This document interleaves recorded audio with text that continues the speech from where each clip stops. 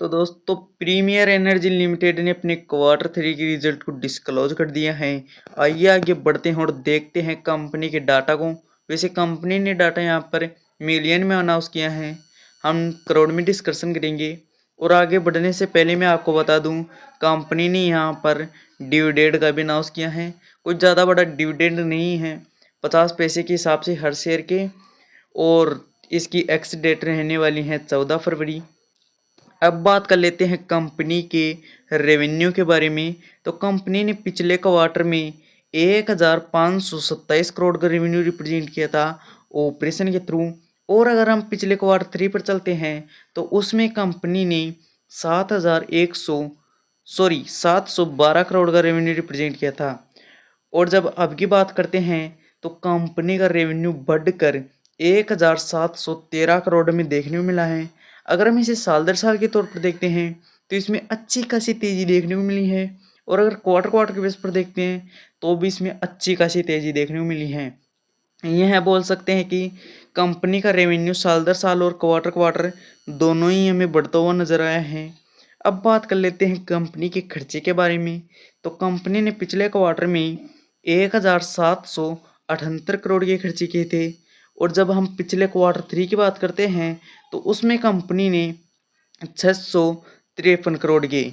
और जब अब की बात करते हैं तो कंपनी के खर्चे थोड़े बढ़कर 1398 करोड़ के हमें देखने को मिले हैं।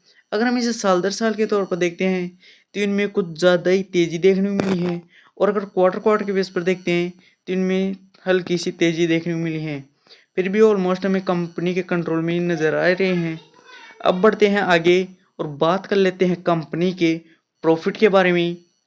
तो कंपनी ने पिछले क्वार्टर में 205 करोड़ का प्रॉफिट किया था। और अगर हम पिछले क्वार्टर 3 पर चलते हैं तो उसमें कंपनी ने 43 करोड़ का। और जब अब की बात करते हैं तो कंपनी का प्रॉफिट बढ़कर 255 करोड़ में देखने को मिला है।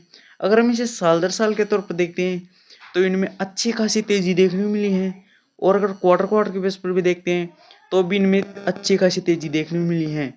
अब बढ़ते हैं आगे और बात कर लेते हैं कंपनी के ईपीएस के बारे में।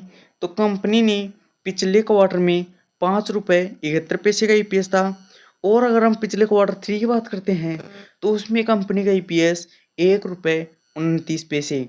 और जब अब की बात करते हैं तो कंपनी का ईपीएस 5 रुपये 66 पैसे में देखने को मिला है। वैसे कंपनी का रिजल्ट थोड़ा बेहतर आया है। अगर कंपनी का रेवेन्यू अगर देखें तो कंपनी का रेवेन्यू हमें साल दर साल और क्वार्टर क्वार्टर दोनों ही बढ़ता हुआ नजर आया है। और अगर कंपनी के खर्चे की बात करते हैं तो कंपनी के खर्चे ऑलमोस्ट हमें कंपनी के कंट्रोल में ही नज़र आ रहे हैं।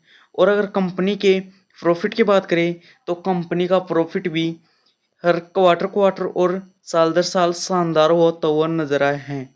वैसे अगर आपको वीडियो पसंद आई हो तो लाइक करें, साथ ही में चैनल को सब्सक्राइब करें। धन्यवाद।